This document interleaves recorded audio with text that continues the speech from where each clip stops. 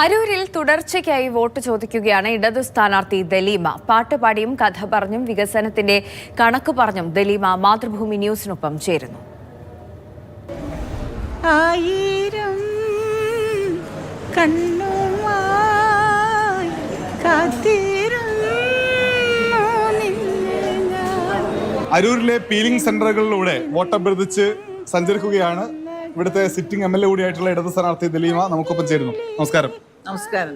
ആളുകളൊക്കെ എന്താ പറയുന്നത് MLA-നോട്? കഴിഞ്ഞ 5 വർഷത്തിൽ അവർക്ക് തൃപ്തി ഉണ്ടോ? അവർക്ക് സ്നേഹമാണ്.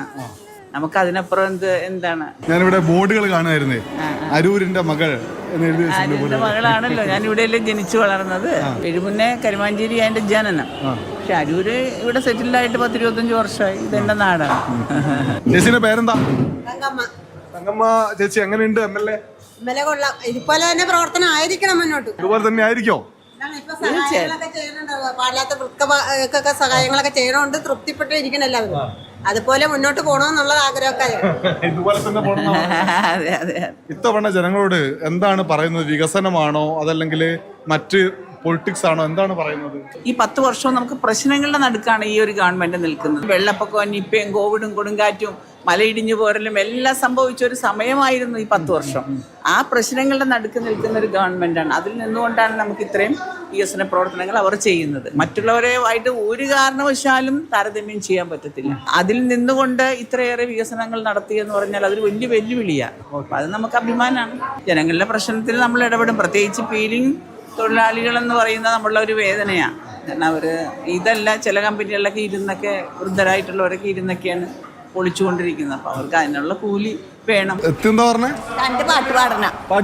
പിന്നെ അതല്ലേ വേണ്ടത് നമുക്ക്. എന്നെ പിടിക്കാൻ നസീമ.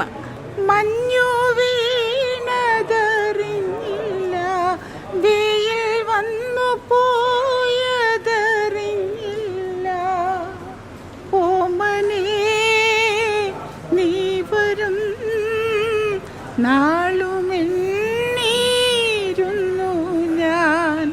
പള്ളിയുടെ കിഴക്കുവശമാണ് എൻ്റെ വീട്. അത് ഞങ്ങൾ ഈ അരൂർ ഹോസ്പിറ്റലുമായിട്ട് ബന്ധപ്പെട്ട് വല്ല കാര്യവും നടക്കുക.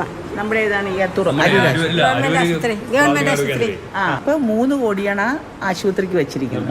നിർമ്മാണത്തിന് വേണ്ടി 3 കോടി വെച്ച് കഴിഞ്ഞ ഉടനെ ആണല്ലോ ഇപ്പൊ ഈ പെരുമാറ്റച്ചട്ടം വന്നത്. അപ്പൊ അത് കഴിഞ്ഞാൽ നമുക്ക് ഉടനെ അവിടെ പണിയാൻ പറ്റും കേട്ടാ.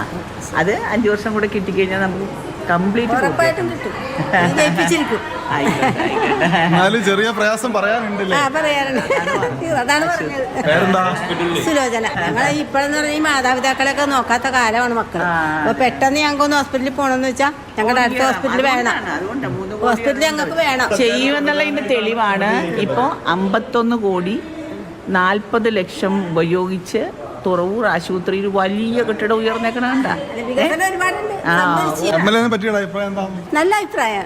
ഞാൻ പറഞ്ഞു ഞങ്ങൾ അയലന്ത്രമാണ്. സർക്കാരിനെ പറ്റിയോ? സർക്കാരും കുഴപ്പമില്ല. പക്ഷെ ഇങ്ങനെ തന്നെ അങ്ങോട്ട് പോട്ടെ.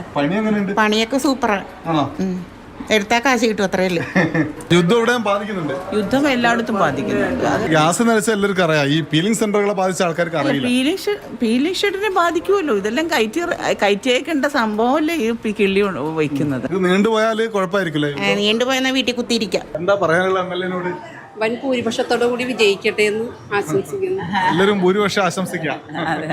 എന്തായാലും നമുക്കൊരു പാട്ടുപാടി യാത്ര പറയാം അല്ലേ?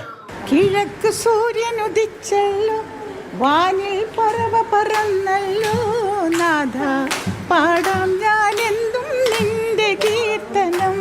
ഓ നേരാ വഴി കാട്ടി നീ എൻ മുന്നിൽ വന്നിടൂ.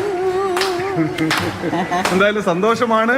നമ്മൾ സ്ഥാനാർത്ഥിയുടെ കൂടെ നടക്കുമ്പോഴൊക്കെ ആളുകളൊക്കെ ഒരു പാട്ട് പാടണമെന്ന് ആവശ്യപ്പെട്ടുകൊണ്ടിരിക്കുകയാണ്. എന്തായാലും സജീവ പ്രവർത്തനം. വീണ്ടും തിരഞ്ഞെടുക്കപ്പെടുമെന്ന ആത്മവിശ്വാസം ഇടതുമുന്നണിക്കും സിറ്റിംഗ് MLA-ക്കുമുണ്ട്. നമുക്ക് യാത്ര തുടരാം.